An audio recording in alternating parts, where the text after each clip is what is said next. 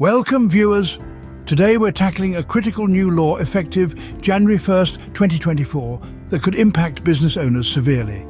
We're diving deep into the Beneficial Ownership Information, or BOI, reporting requirements. This isn't just another piece of legislation, it's a mandate that could lead to hefty penalties for non-compliance. If you own an LLC or a corporation, understanding this new law is absolutely crucial. Failure to comply can result in $500 daily penalties, up to 2 years in jail, and fines of up to $10,000. Every LLC and corporation is now required to file an annual report disclosing company and owner information to the government. This new law isn't something to be taken lightly. Non-compliance doesn't just mean a slap on the wrist. It could lead to severe penalties that could hit your business where it hurts, the bottom line. So who needs to file this report? If you've registered your business in your state, then chances are you'll need to file. But don't worry, not everyone is on the hook. Unincorporated businesses like sole proprietorships are off the hook. Certain types of businesses, like non-profits, are also exempt. But it's crucial to check the detailed list to make sure your business falls into the exempt category.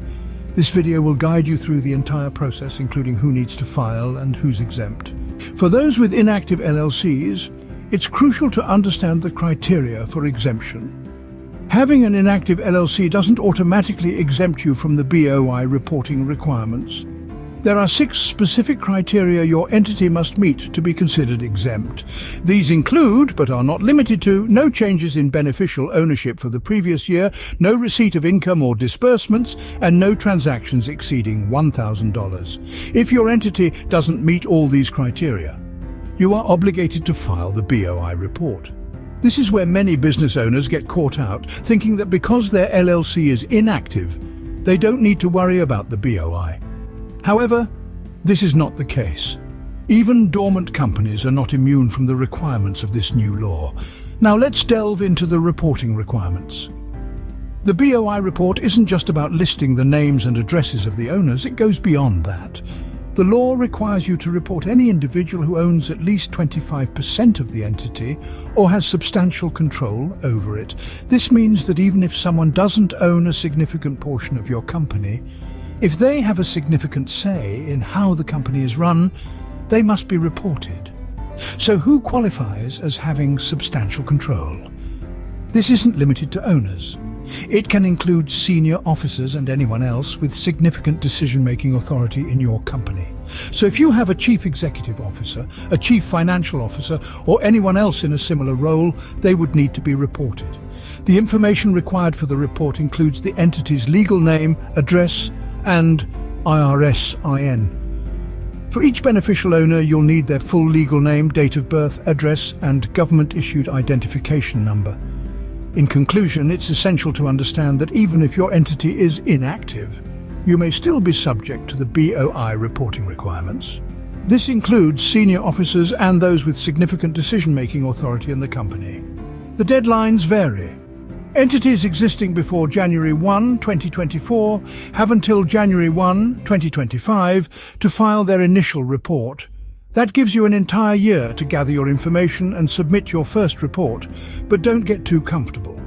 For entities established after January 1, 2024, the timeline shortens considerably. These new entities are required to file their initial report within 90 days of registration. That's a mere 3 months to get everything in order. So where do you file this all-important report? You'll need to head over to the government website.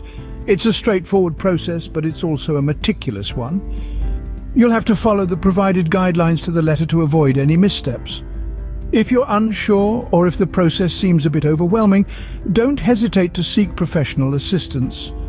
A little help can go a long way in ensuring you meet all the requirements and avoid those hefty penalties we mentioned earlier. Lastly, it's important to remember that this isn't a one-and-done deal. If any of the reported information changes, for example, if you have a new partner, or if your business address changes, you must update your BOI report.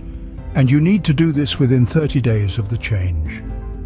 Keeping your report current is crucial to maintaining compliance and keeping those penalties at bay.